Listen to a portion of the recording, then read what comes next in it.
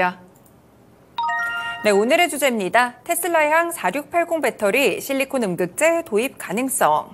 사실 얼마 전에 한 매체 단독 보도가 좀 있으면서 관련 종목들이 많이 움직였던 기억이 있는데요. 이 테슬라의 4680 배터리 윤곽이 좀 드러나고 있다는 것입니다.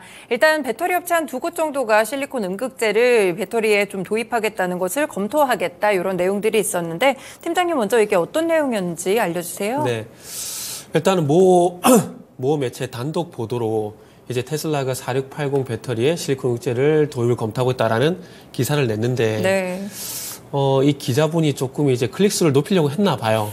테슬라가 그런 얘기를 한 건 아니고요. 네. 이제 테슬라로 들어가는 4680 배터리를 개발하는 배터리사가 있는데 그쪽에서 이제 실리콘 음극재를 도입을 하겠다라는 도입 검토를 하겠다라는 그런 얘기가 나온 것 같아요. 그러니까 네. 이게 오피셜로 정식으로 나온 건 아니고. 소위 말하는 찌라시성으로 좀 나온 것 같아요. 그런데 찌라시성이긴 하지만 그럼에도 불구하고 이게 앞으로 음극재의 어떤 성능을 높이기 위해서는 실리콘 음극재 쪽으로 가야 되기 때문에 전혀 근거 없다라고 보기는 힘들 것 같다라고 말씀을 드릴 수 있을 것 같아요. 네, 그럼 이제 궁금증이 생기는 게 4680 배터리가 도대체 뭔가요? 더 뚱뚱해졌다 보시면 돼요. 아, 그렇군요. 네, 다른 거 없어요. 그러니까 46mm, 80mm 이렇게 보시면 돼요. 그래서 지금 화면 나오고 있지만 더 뚱뚱해졌다라고 좀 보시면 되고, 그러니까 용량이 커진다라는 것들, 그러니까 4680 배터리 얘기를 하게 되면서 용량이 커졌다 얘기를 하고 있잖아요. 네. 용량이 커진다라는 것들은 아직까지는 뚱뚱해진다라고 생각을 하시면 될 것 같아요. 조금 더 이제 뱃살이 더 많아진다라고 좀 생각을 하시면 이해가 좀 쉽게 될 것 같습니다. 그래서 지금 그 테슬라가 어쨌든 4680 배터리를 채용하기 위해서 자체 배터리 공장도 지금 화면에 보신 바와 같이 저게 이제 오스틴에 있는 그 팩토리인데, 저쪽에서도 이제 자체적으로 만들 것이고, 네. 이제 아시겠지만은 이제 또 이제 테슬라 쪽으로 배터리를 납품하는 회사가 또 있거든요. 이제 대표적으로 파나소닉, CATL, 그리고 우리나라의 LG 에너지 솔루션, 이 세 개 업체가 있는데, 아무래도 북미 쪽 같은 경우는 IRA가 시행이 되기 때문에 CATL 배터리를 받기는 힘들다라고 보시면 좋을 것 같아요. 그렇게 본다라면은 압축이 되죠. LG 엔솔, 파나소닉. 요 두 군데밖에 없다라는 결론이 나올 수밖에 없습니다.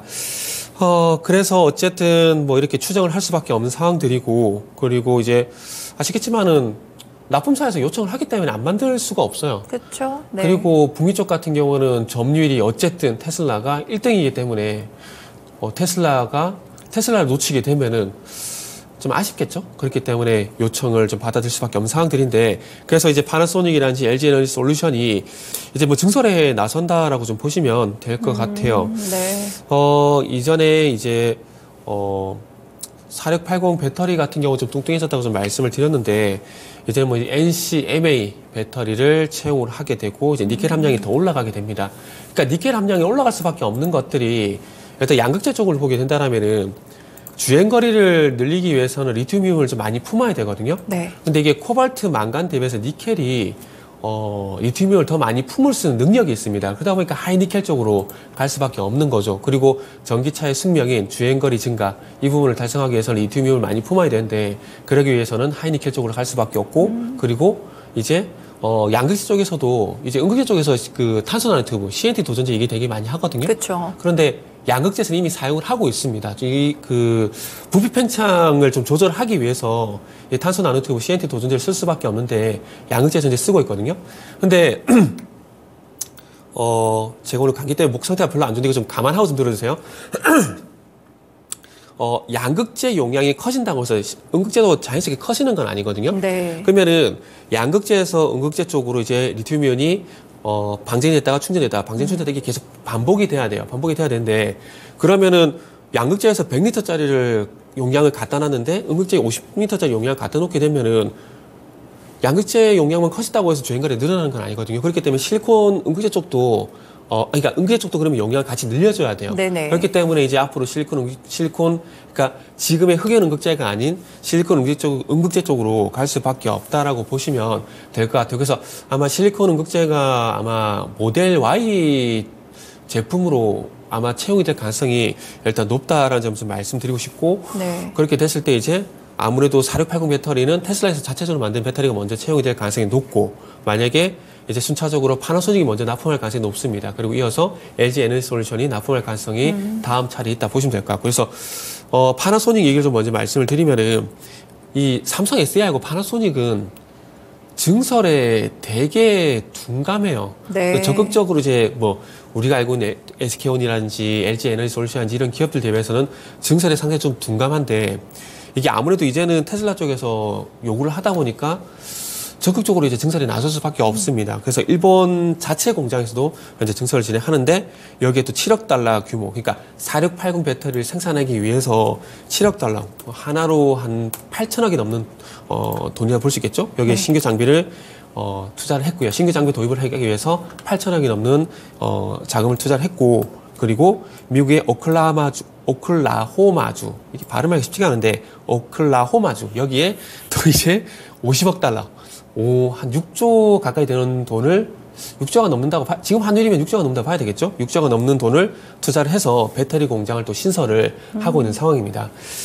그래서 이제 작년 이 공장을 만들게 되면서 이제 IRA에도 대응을 하게 되고 테슬라의 어떤 이 납품 요청도 맞추기 위해서 증설 지금 진행하는 건데, 그 이전에 이제 그 일본 공장 같은 경우에는 작년 5월 달에 4680 배터리에 대해서 이제 파일럿 라인을 구축을 해가지고 시제품을 생산을 이미 시작을 했습니다. 네. 해가지고 작년 6월 달에 테슬라 쪽으로 샘플을 납품을 했거든요.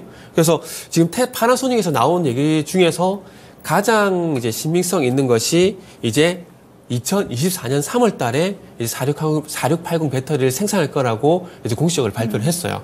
이게 언론, 그러니까 매체마다 이게 다 틀려요. 그런데 이게 업체에 확인을 한다고 하더라도 구체적 언제가 될 거란 얘기는 잘 안 해주거든요. 그쵸. 그렇기 때문에 가장 공통적으로 나오는 시기를 이렇게 교집합을 해보게 되면은 2024년 3월 달. 이렇게 얘기가 좀 나오고 있더라고요. 그래서 네. 요거는 또 이제 나와봐야 아는 건데 어쨌든 2024년 3월 달에 나올 가능성이 상당히 높다라고 좀 보시면 될 것 같고요. 그래서 LG 에너지 솔루션보다는 조금 더 빨리 공급을 하게 되면서 모델 Y에 탑재가 될 가능성이 있다라고 좀 보시면 좋을 것 같습니다. 그리고 이제 한 발 늦긴 했지만 그럼에도 불구하고 정말 빨리 납품을 하기 위해서 R&D를 정말 긴박하게 진행을 하고 있는데 누구 얘기냐면 LG 에너지 솔루션입니다. 네. 그 작년 6월 달에 그 한국 오창 공장이 7,300억 정도 투자를 한다는 얘기를 하게 되면서 신규 폼팩터 양산을 위한 설비 구축이라는 얘기를 했거든요.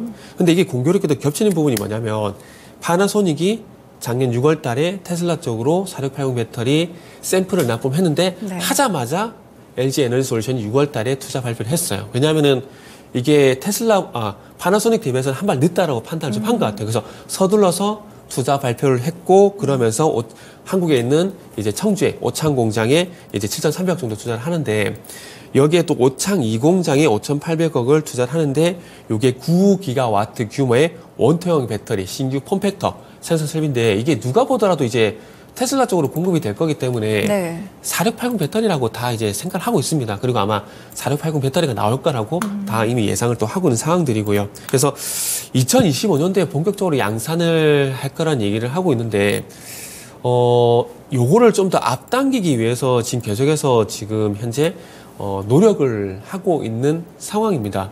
그래서 어쨌든 만약에 파나소닉이 2024년, 그러니까 내년 3월 달에 공급을 하게 되고, 그리고 LG 에너지 솔루션이 5월 달에, 2025년도에 공급하게 되면은 1년 늦는 거기 때문에 납품이 늦어지기 때문에는 어쨌든 테슬라 내 점유율이 올라갈 수밖에 없기 때문에 LG 에너지 솔루션은 바빠질 수밖에 없을 것 같아요. 지금도 이 테슬라의 어떤 이 배터리 의존도를 한번 살펴보게 되면 파나소닉이 53%입니다. 그리고 LG 에너지 솔루션이 19%거든요. 네. 원래 테슬라는 파나소닉밖에 안 썼었어요. 그런데 매출 납품처 다변화 그 목적으로 좀 다변화를 하게 되면서 이 LG 에너지 솔루션의 기회가 열린 거거든요. 그렇기 때문에 이 기회를 놓칠 수는 없습니다. 그러니까 어떤 기회냐면 점유율을 높일 수 있는 기회를 놓치면 안 되기 때문에 아마 발빠르게 빨리 양산을 하기 위해서 아마 노력을 하고 있지 않을까라고 좀 볼 수가 있을 것 같아요. 네, LG 에너지 솔루션이랑 이제 파나소닉이랑 4680 배터리를 또 선점하기 위해서 테슬라의 점유율을 높이기 위해서 그렇게 노력을 하고 있는 것 같은데, 저희 이제 실리콘 음극재 얘기로 살짝 다시 돌아가서 그럼 실리콘 음극재를 요 배터리 업체들이 탑재를 하려는 게 네. 어떤 장점이나 단점이 있는지도 궁금하거든요. 장점은 단 한 가지입니다. 그러니까 내연기관차든 전기차든 중요한 건 주행거리예요. 그쵸. 내연기관차는 연비고 전기차는 주행거리인데 실리콘 음극재 쪽으로 가게 되면은 충전 속도가 줄어들고요. 네. 그리고 주행 거리가 늘어나게 됩니다. 솔직히 전기차 충전하게 되면은 한 30분, 1시간 걸리면 솔직히 답답할 것 같아요. 그렇죠. 솔직히 내연기관차 같은 게 주유소 가게 되면은 뭐 한 5분, 10분 하면 5분? 후딱 네. 하잖아요. 후딱 하는데 요새는 휴게소도 전기 트럭이 또 보급이 많이 돼가지고 거기에도 줄 서야 된다 그러더라고요. 한국 사람 성격에 그거 정말 견딜까 싶거든요. 그러다 네. 보니까 충전 속도를 줄이는 게 관건이라 봐지는데 얘 또 급속 충전을 하게 되면 고온이라든지 고열 현상 때문에 화재와도 연결이 되거든요. 네. 그래도 얘는 기술적 문제를 해결하게 되면 충전 속도를 줄여야 되는 그런 어떤 숙명적인 숙제가 있는데 그런 거 한 지켜봐야 될 것 같습니다. 그래서 그런 부분 차트하고 어쨌든 실리콘 응급제만 보게 되면은 주행거리가 늘어난다라고 좀 보시면 될 것 같아요. 흑연 같은 경우는 탄소 원자 6개당 리튬 이온을 11개 정도 저장을 할 수가 있거든요. 네. 그런데 요거를 실리콘으로 바꾸게 되면은 원자 5개당 리튬 이온을 22개를 품을 수가 있어요. 그러니까 거의 2배를 품을 수가 있게 되는 거죠. 그래서 네. 리튬이온을 조금 더 품을 수 있다라는 건 조금 전에 말씀드렸지만은 이게 주행거리가 늘어난다라고 좀 보시면 될 것 같고요. 그래서 조금 전에 앵커님께서 말씀하셨지만은 장점만 있으면 좋을 것 같은데 남자친구도 장점만 있으면 좋을 것 같은데 항상 애먹이는 단점이 있잖아요. 그런 것처럼 이 실리콘 응급제도 이제 단점이 있습니다. 네. 어떤 부분이냐면 내구성 문제라든지 팽창 이슈. 팽창은 뭐냐면은 이게 충전 시에 부피가 팽창되는 것들. 그러니까 예전에 그 갤럭시 써보셨는지 모르겠는데 갤럭시 같은 경우에 탈착시켰잖아요. 이게 수명이 조금 이제 줄어들게 되면 나중에 배터리가 부풀어가지고 쓰질 못해요. 네네. 그거랑 똑같은 현상이라고 보시면 돼요. 근데 배터리가 부풀게 되면 이게 폭발할 가능성이 있거든요. 그럼 이게 안전 문제와도 연결이 됩니다. 그렇죠. 그렇기 때문에 이 팽창 이슈 해결해야 되고요. 그리고 이게 또 이제 실리콘 응급제가 실리콘이 그 활물질, 그 양극 활물질, 응극 활물질 있잖아요. 여기 표면에 있는 보호막이 있는데 보호막을 파괴해서 이온 전도도를 하락을 시킵니다. 이온 전도도 뭐냐면은 좀 전에 말씀드린 리튬 이온이 응제로 갔다가 양제로 갔다 왔다 갔다 계속 원활히 이온이 되거든요. 근데 이게 전고체로 가거나 아니면은 실리콘 응제를 쓰게 되면은 이게 떨어지게 돼요. 그러면은 당연히 주행거리가 떨어지게 되고 충전 속도도 더 늘어나게 되는 그런 부작용이 있습니다. 그래서 이런 문제도 해결해야 되고 그리고 수명 감소 문제 발생. 이런 것들도 있습니다. 이게 장점보다는 단점을 더 많이 얘기하는 것 같아요. 어쩌다 보니까. 근데 결국에는 주행거리 늘리기 위해서는 쓸 수밖에 없는 것들이 있기 때문에 그런 부분들은 감안을 하셔야 될 것 같고요. 그래서 그 남자들 드림카 브랜드 포르쉐. 네. 이게 포르쉐 전기차 타이칸이라고 있거든요. 여기에 이제 실리콘 응제를 채용을 하고 있는데 충전 속도도 기존보다는 저 줄어들었고 주행거리도 늘어났기 때문에 아마 앞으로도 계속 실리콘 응급제를 쓰는 기업들이 많아진다고 보시면 될 것 같아요. 근데 흑연을 바로 실리콘 응급제로 실리콘으로 바꿀 수는 없습니다. 바꿀 수 없는 것들이 방금 말씀드린 이런 문제들이 있기 때문에 바꿀 수 없고 비중을 늘려가는 방식으로 진행될 것 같은데 지금이 5%에서 최대 15%. 대주전자재료가 연내 한 8%까지 상향하겠다는 그 계획을 발표했거든요. 네. 그래서 이게 만약에 상향이 되게 된다라면은 충전 속도는 좀 더 줄어들게 되고 주행 거리는 좀 더 늘어날 가능성이 있다. 그러니까 지금 모델 S가 모델 Y가 실리콘 응제를 쓰게 되면은 이제 510km에서 750km까지 주행거리가 늘어나거든요. 근데 이 5%를 감안했을 때 이 정도기 때문에 만약에 8%까지 올라가게 된다라면은 아마 900km 가까이 정도 될 수가 있을 것 같아요. 그래서 뭐 보통 이제 내연기관차들 같은 경우 전 디젤을 타기 때문에 제 차 기준으로 보게 되면은 제 같은 경우에는 한 6만 원, 7만 원만 넣어도 기름이 거의 가득 차거든요. 네. 거의 가득 차가지고 고속도로 기준 한 1000km가 가요. 그럼 1000km 가게 되면 부산, 서울이 왕복이 가능하다는 얘기거든요. 그러면은 앞으로 실리콘 응급제 용량을 늘려서 전기차 충전을 일회 충전하게 되면은 지금은 아니지만은 가까운 미래에는 부산, 서울이 왕복이 가능할 정도로 이렇게 성능이 네. 개선이 된다라는 거죠. 근데 이런 것들을 전기차 업체들이 안 할까요? 배터리 안 할까요? 할 수밖에 없다라는 거죠. 그쵸. 왜냐하면은 기왕이면 같은 가성비면은 주행거리가 더 긴 거를 선호할 수밖에 없거든요, 배터리를. 그래서 그런 부분들을 좀 참고를 하시면 좋을 것 같고요. 그래서 잠시 후 말씀드리겠지만 이 실리콘 응급제의 단점을 보완하기 위해서 뭘 사용하냐면은 이제 CNT 노전제라든지 그리고 네. 응급제 바인더라든지 이런 것들을 이제 같이 사용한다라고 좀 보시면 좋을 것 같아요. 네, 확실히 에너지 효율이랑 배터리 안전성 두 개 다 잡기가 참 전기차 쉽지 않은 것 같아요. 그래도 일단은 에너지 효율을 조금은 높이는 방향으로 조금씩 늘려간다고 하니까 실리콘 음극재가 어느 정도의 중요성을 갖는지 이 부분에 대해서 들어봤습니다. 그럼 팀장님이 이와 관련된 이슈 관련 종목들도 몇 가지 꼽아주세요. 네, 일단은 실리콘 음극재 증설 관련돼가지고 종목들이 되게 많아요. 대표적으로 뭐 대주전자재료는 잘 알고 계실 거라고 판단이 되고, 그리고 이제 대주전자재료 외에 포스코, 퓨체엠, 원준, 이녹스 이런 종목들인데 일단은 이녹스를 좀 말씀을 드릴게요. 이녹스요? 네. 이녹스 같은 경우는 TRS라는 자회사를 가지고 있는데 이 회사의 지분은 63% 정도 가지고 있습니다. TRS 같은 경우는 그 실리콘 음극재 원료를 생산하는데 국내 유일한 업체라고 보시면 될 것 같아요. 그래서 이 회사가 이제 실리콘 음극재 원료를 생산해가지고 어디로 공급을 하냐면은 좀 전에 말씀드렸던 파나소닉, 그리고 대주전자재료 쪽으로 공급을 합니다. 대주전자재료 쪽으로 공급하게 되면 당연히 또 LG 에너지 솔루션 쪽으로 들어간다라고 보시면 될 것 같고요. 그렇기 때문에 파나소닉, LG 에너지 솔루션 양쪽으로 수혜를 볼 수 있는 기업이라 보시면 되는데, 최근에 그 주가는 그렇게 좀 좋지가 않아요. 그 최근에 조정받고 있죠, 요즘. 이녹스다. 2차 전지가 전반적으로 맞아요. 조정을 좀 받다 보니까 아무래도 영향을 좀 받고 있는 상황들인데, 이게 지금 4월 18일 기점으로 해가지고 이제 조정 구간에 진입이 되어 있는 상황입니다. 그래서 일단은 그 메모하셔가지고 리스트업만 좀 하시면, 지금 당장 접근하지 마시고요. 리스트업을 좀 하셔가지고 추후에 실리콘 음극재 관련돼가지고 부각이 되게 된다라면, 테마가 형성이 된다라면은 그때 가서 한번 접근해 보시라는 말씀을 먼저 좀 드려보도록 할게요. 그리고 두 번째 종목은 이제 CNT 도전제, 이제 탄소 나노튜브 도전제라고 좀 보시면 되는데, CNT 도전제는 어떤 역할을 하냐면은 그 배터리 에너지 밀도를 향상을 시켜줍니다. 배터리 에너지 밀도가 올라가게 되면은 이것도 결국 리튬 이온을 많이 품을 수가 있다라는 거예요. 리튬 이온을 많이 품을 수 있다는 건 아까 뭐라 말씀드렸죠? 주행거리가 늘어난다. 그리고 이제 CNT 도전제가 부피 팽창을 완화하는 역할을 하기 때문에 CNT 도전제를 그래서 양극재도 쓰고 음극재도 이제 앞으로도 적용을 한다라고 보시면 될 것 같아요. CNT 도전제 같은 경우는 많은 기업들이 있는데, 뭐 대표적으로 LG화학이 있죠. LG화학이 이제 2024년까지 내년까지 6,100톤까지 CNT 생산 능력을 확대를 한다고 합니다. 이건 근데 너무 대형주잖아요. 앞으로 좀 기대주라고 해야 될까요? TKG, 휴캠스, 요 종목을 좀 말씀드리고 싶은데, 아직까지 CNT를 생산하는 거라서는 아닙니다. 아닌데, 앞으로 생산할 계획입니다. 이제 노르웨이에 버겐 카본 솔루션즈라는 회사가 있는데, 이 회사가 이제 TKG, 휴캠스를 콕 찍어가지고 이제 CNT 사업을 하자라고 MOU를 맺은 상황입니다. 그래서 앞으로 공장이 만들어질 예정이에요.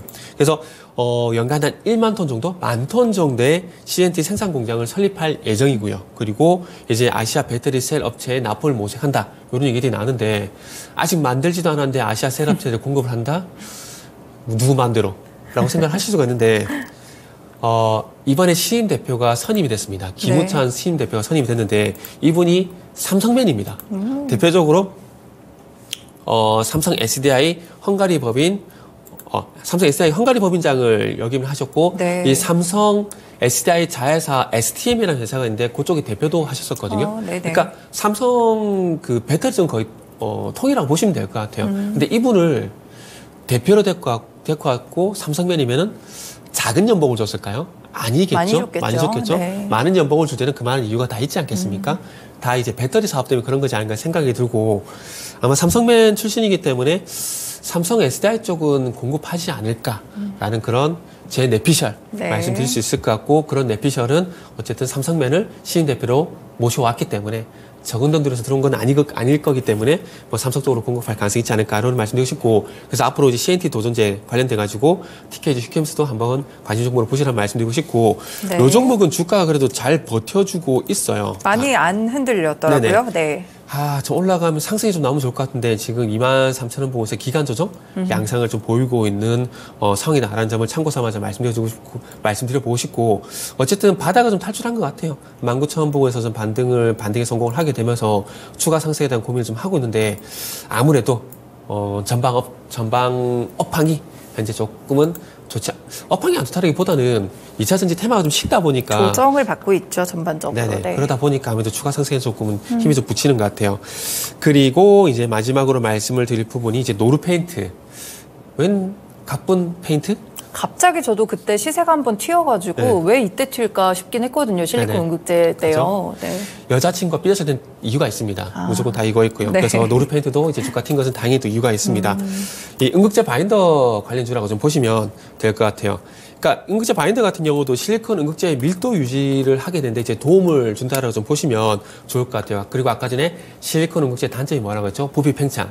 이 부분도 조금 어쨌든 좀 케어를 해주는 역할을 하는 게 바인더라고 좀 보시면 좋을 것 같습니다. 그래서 노르페인트가 2021년도 5월 달에 그 대주전자재료하고 전국용 바인더 제정 방법을 특허를 출원했습니다.